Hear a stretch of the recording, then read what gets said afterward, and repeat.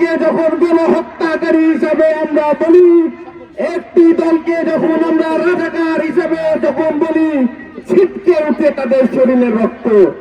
আরে ভাই, আপনারা এত চেতন কেন? গণহত্যা কি আপনারা অস্বীকার করেন? 1971 সালের ভূমিকা কি আপনারা অস্বীকার করেন? 2024-এর আওয়ামী লীগের যারা গণহত্যাকারীরা আছে তারা কি আপনাদের অপকর্মকে অস্বীকার করেন? বাংলাদেশ জাতীয়তাবাদী ছাত্রদল আপনাদের এই অপকর্ম আমরা অস্বীকার করি না। সুষ্ঠু ধারায় ছাত্র রাজনীতিতে ফিরে আসুন। বিগত 4টি গতকালকে আমরা দেখলাম চাঁদপুরের ইমামকে কিভাবে নির্মমভাবে আহত করা হলো। খুলনাতে যুবদলের নেতাকে নামাজে যাওয়ার পথে কিভাবে নির্মমভাবে গুলি করে হত্যা করা হলো। পায়ের রক কেটে চিহ্ন দিয়ে গেল যে এই রক কাটার রাজনীতি কারা করে।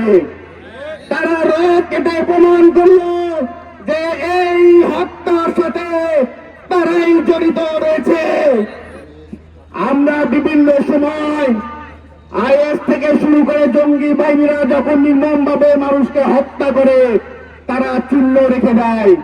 খুলনা যুবদলের নেতাকে হত্যা করে সেই বর্বর বাহিনী চিহ্ন রেখে দিয়ে গেছে। তার পায়ের গলারি রক কেটে প্রমাণ করেছে তারা এই হত্যার সাথে জড়িত।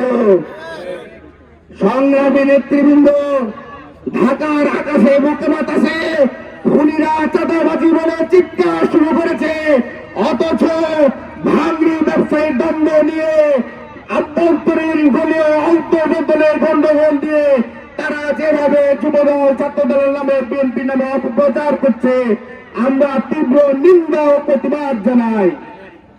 সংগ্রামী নেতৃবৃন্দ, সাধারণত ফেসবুকে কমেন্ট লাইক আমরা বাংলাদেশ জাতীয়তাবাদী ছাত্রদলকে কমই দেখি।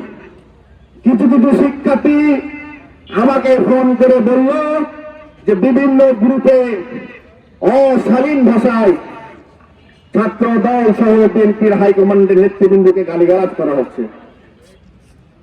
আমি তাদেরকে উদ্দেশ্য করে বলতে চাই, আপনারা বাংলাদেশ জাতীয়তাবাদী ছাত্র দলের নেতা কর্মীদের কাছে আপনারা নিরাপদ। বাংলাদেশ জাতীয়তাবাদী ছাত্র দল আপনারা যে অশালীন ভাষা প্রয়োগ করছেন, ইনশাল্লাহ আমাদের নেতা কর্মীরা সেই অশালীন বাক্য আপনাদেরকে ব্যবহার করবে না। আপনাদেরকে চায়ের দাওয়াত করল, শুধু একটি প্রশ্ন রেখে গেলাম, আমরা বিশ্বাস করি আপনার মা আমাদের খালাম্মা অনেক সম্মানিত। আপনাদের এই অশালীন ভাষাতে আমাদের কাছে মনে প্রশ্ন জেগে ওঠে, দয়া করে অশালীন ভাষা ব্যক্ত করবেন না। ছাত্রদল যদি আপনাদের বিরুদ্ধে রুখে দাঁড়ায়, ইনশাল্লাহ বাংলাদেশে কোথাও দাঁড়ানোর সুযোগ পাবেন না।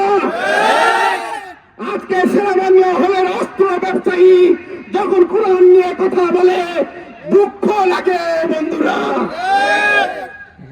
অস্ত্র ব্যবসায়ীরা যখন কোরআন নিয়ে কথা বলে একজন মুসলমানের সন্তান হিসাবে সত্যি দুঃখ লাগে বন্ধুরা। আসুন আমরা 2024-এ আমাদের বিএনপি মাননীয় ভারপ্রাপ্ত চেয়ারম্যান জনাব তারেক রহমান মানবিক বাংলাদেশ গড়ার জন্য যে উদাত্ত আহ্বান জানিয়েছে, সেই মানবিক বাংলাদেশ গড়ার সহযোদ্ধা হিসেবে আমাদের পাশে থাকুন, সহযোগিতা করুন। যদি সহযোগিতা করতে নাই পারেন, অন্তত পক্ষে মুখের নোংরা কথা আপনারা বলেন না। সাধারণ শিক্ষার্থীরা আপনাদের উপরে অতিষ্ঠ, আপনাদের নোংরা ভাষায় আপনারা যে শিষ্টাচার রাজনীতি চালু করেছেন, বাংলাদেশের শিক্ষার্থীরা আজ এই রাজনীতি থেকে বিমুখ হয়ে দাঁড়াইছে। সংগ্রামী নেতৃবৃন্দ, একটি সংগঠন, গুপ্ত সংগঠন রয়েছে যারা পিঠের পিছে চাকু মেরে ইতিহাসে নায়ক হতে চায়। আমরা বলতে চাই, পিছন থেকে চাকু মেরে ইতিহাসের পাতাতে নায়ক হওয়া যায় না। পিছন থেকে ষড়যন্ত্র করে ইতিহাসে কখনো নায়ক হওয়া যায় না। যদি লড়াই করতে হয়, সামনে এসে লড়াই করুন। বাংলাদেশ জাতীয়তাবাদী ছাত্র দলের নেতা কর্মী শেখ হাসিনা ভূমির সামনে দাঁড়িয়েছে, ইনশাল্লাহ আপনাদের সেই চাকু আমরা মোকাবেলা করব বন্ধুরা। অস্ত্রের রাজনীতি, ছাত্র দলকে ভয় দেখাবেন না। আমরা কোনো অস্ত্রের রাজনীতির প্রশ্রয় দিব না। বাংলাদেশ জাতীয়তাবাদী ছাত্র দল 2024 জুলাই আগস্টে গণঅভ্যুত্থানের পরে আমরা সুস্পষ্ট ভাবে বলি যে আমাদের মতের ভিন্ন যারা আছেন তারাও ছাত্র দলের কাছে নিরাপদ, আপনাদের আমাদের পক্ষেও যারা আছেন তারাও আমাদের কাছে নিরাপদ। অস্ত্রের রাজনীতি এই রাজশাহী বিশ্ববিদ্যালয়ে যতদিন পর্যন্ত আমরা মহান আল্লাহ তাআলা আমাদেরকে জীবিত রেখেছে, এই রাজশাহী বিশ্ববিদ্যালয়ে অস্ত্রের রাজনীতি প্রবেশ করার সুযোগ আমরা দেব না, দেব না, দেব না। সংগ্রামী খুনের যে রাজনীতি বাংলাদেশে শুরু হয়েছে, অনতিবিলম্বে চিহ্নিত সন্ত্রাসীকে গ্রেপ্তার করুন। বাংলাদেশ জাতীয়তাবাদী ছাত্র দলের মহাসচিব থেকে শুরু করে একটি ইউনিয়নের সমর্থক পর্যন্ত এর বিগত কয়েকটা দিনে যে হত্যা হয়েছে, প্রতিটি হত্যার বিচারের দাবিতে যখন আমরা সোচ্চার, একটি বিশেষ সংগঠন, একটি ধর্ম ব্যবসায়ী সংগঠন চিল্লিয়ে চিল্লিয়ে চাঁদাবাজ বানিয়ে যে অপপ্রচার নামেছে, আমরা নিন্দা জানাই।